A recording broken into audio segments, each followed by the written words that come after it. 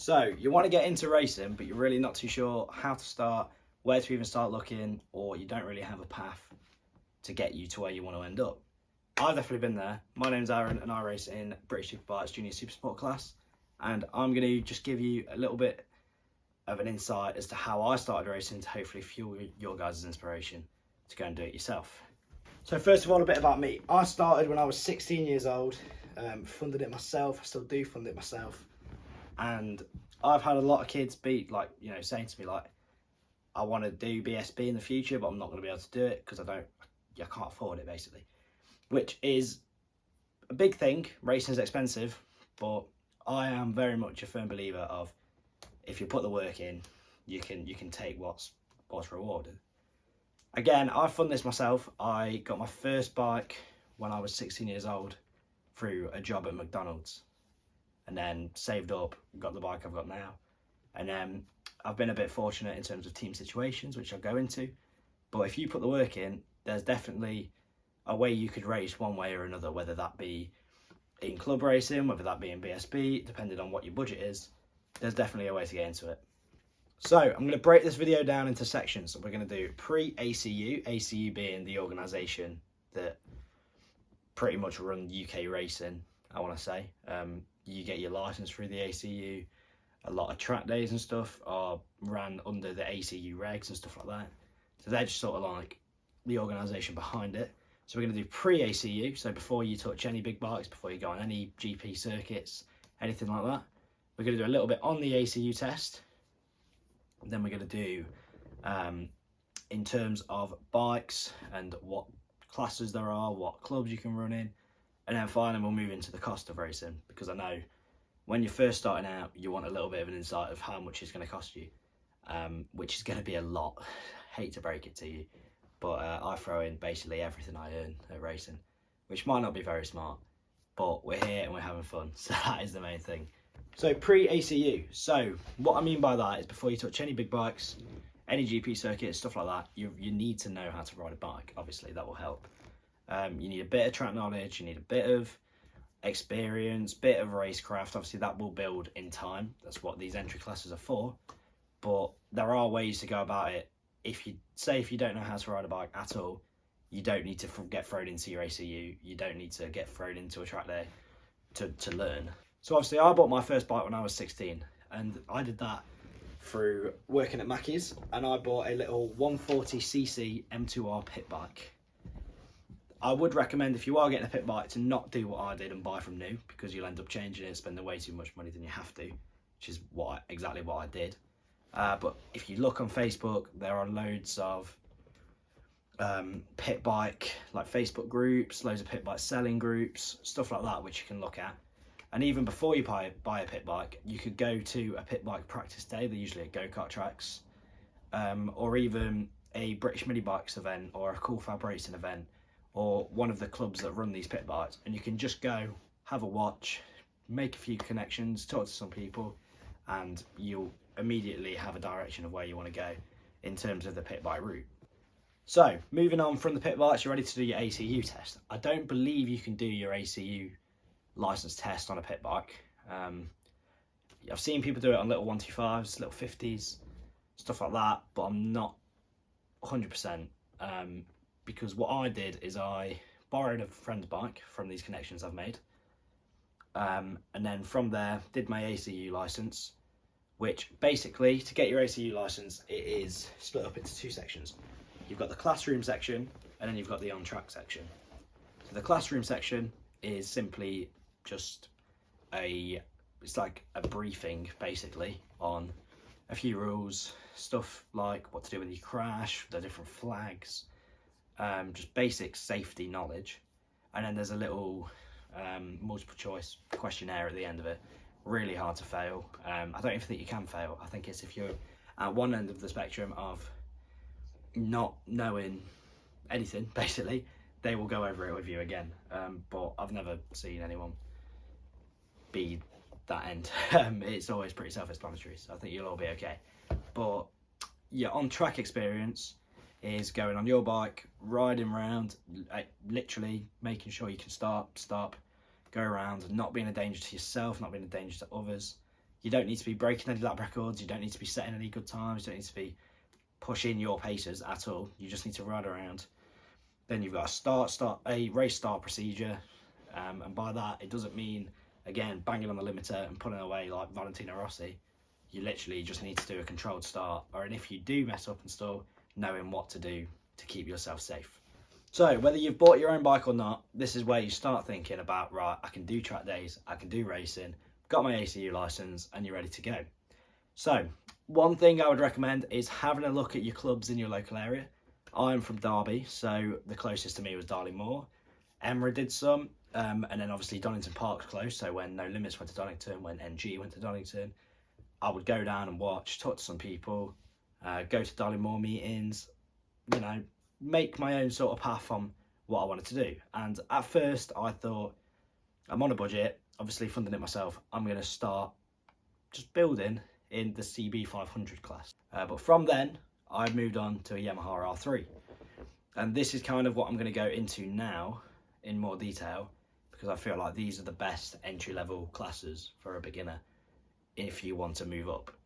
So you've got a few different bikes. You've got the Yamaha R3, you've got the Kawasaki Ninja 300. You can also get that in the 400, which you can spec down if you wanted to, if you're starting out.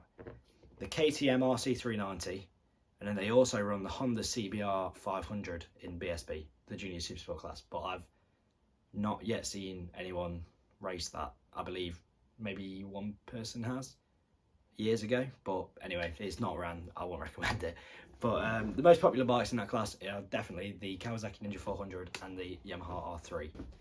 So going back to the Kawasaki Ninja 300s and the stock R3s, they're more, I would say, an entry level bike for these entry level classes. So NG, it's North Gloucestershire Road Racing Committee, something like that. I've raced there for the past year or two, and I love NG. I think it's such a chilled out atmosphere, so nice, and they do the Junior Supersport class. That is brilliant. There's so many new riders in there. There's some fast people that occasionally come, so you can really use them to learn more. And then the new riders that are doing it for the full season, obviously you can go and make some friends, have some close racing with them, and it's a really good class. There's a bit of an insight to BSB, if that is where you want to end up. As well as that, I never did this because I was on a Yamaha R3, but BEMC I'm sure you've already seen it if you've done your research, it's very big. They do a Team Green class. So Team Green is just Kawasaki's, but it is a field and it is popular. I believe there's 30 plus riders in the class, but it's a field of Kawasaki Ninja 300s, all equal, all close racing. It is good, and a lot of riders do develop from Team Green to BSB. So in terms of the cost of racing, I'm going to sort of relate this to what I pay at BSB, but obviously try and throw in a bit of a club level aspect to it. You'll see what I mean.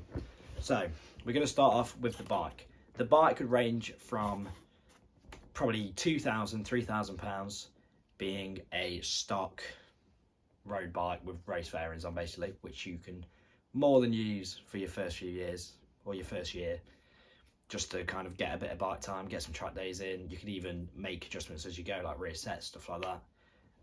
And they could range up to, I mean, the top end Yamahas, I believe, are about 20,000, 18,000 maybe. But you don't have to spend that much. I know a good BSB spec Ninja can be between £5,000 and £10,000, I want to say. But obviously it depends what's on the market and what's for sale at the time. So in terms of fuel, your fuel for club racing can just be your standard. I got two 20-litre jerry cans, filled them both up, so 40 litres of fuel with your unleaded from your local petrol station, and then that would last me a race meeting, and then I'll have some left to use towards the next one. That included running the generator and stuff as well. So you've got your fuel, your tyres. Tyres are going to be, I pay 320, I think, a set of tyres are at BSB, and you need 2 sets of tyres. So that's obviously a big chunk of money per weekend as your tyres. But club racing, you don't have to use them same tyres because they're control tyres through BSB. You could use, if you're starting out, Bridgestone, I think it's the Bridgestone S22. That's kind of like a good beginner track day racing tyre. You can then move on to that for the R11 if you feel like you're pushing the S22s a bit too much. And I believe they are cheaper than the Pirellis. And if you're in club racing, there's no reason why you can't make one set last a few weekends, even if you're a beginner. Maybe even the season I've seen people do a set of tyres on. It's just BSB, they use 2 because that's your tyre allocation and that's what everyone's going to be running. So if you do want to be equal to everyone, you need to use 2 sets of tyres basically. Right, entry fees. Entry fees can vary between what club you're at, what you're doing in terms of how many days, because I know NG, they have got a full weekend, the Friday and then the Saturday, Sunday. The Saturday, Sunday are the race day, the Friday is the test day. So you can enter all 3, you can just enter the test day or you can enter the race days. Altogether, if you were doing all 3 for 2 classes, because you could get away with doing 2 classes at NG, I believe it is about £500 to £600. You could do 1 class for maybe £300 to £400 with them 3 days, or you can do 1 day meeting. Say Mallory, I think I just paid £170 for a 1 day meeting coming up. So it really does depend on where you're going. And then if you're just doing track days, it's probably depending on what time of year it is, because in the winter it seems to be cheaper, in the summer it seems to be a bit more expensive. Also depending on what tracks you're at. There's a lot of variables in it, but you are looking around about £100 to £200 for a track day, I would say. And the last thing is crash damage. Crash damage is such a weird one. I'm trying to budget for next year's season now, and figure out how much I need to save, how much, what I need to do to basically get there. And crash damage is the worst thing, because obviously it depends how much you're going to crash, how hard you're going to crash, and you really don't have that set number because it's in the future, obviously. So it's really one that you kind of just have to budget enough for, probably go a bit over, just in case, because say I could crash a bike and do £200 worth of damage to it, or I could crash a bike and absolutely total it, bend the frame, bend basically everything, like I did with the CB, and it's going to cost you considerably more. So it's kind of a weird one where you can't really factor in for it and give it a set price, but it's definitely one that you need to factor in and have a price, but you may not meet it, you may exceed it. It's one of them weird ones. Right, sorry, I feel like I've rambled on a lot here because there is a lot to talk about within racing, the cost of racing, how to get into racing, stuff like that. But I hope it's given you a little bit of an insight as to how I did it and how you guys could possibly do it if you were wanting to as well. So wish you all the best of luck if you are trying to get into racing, and ciao ciao.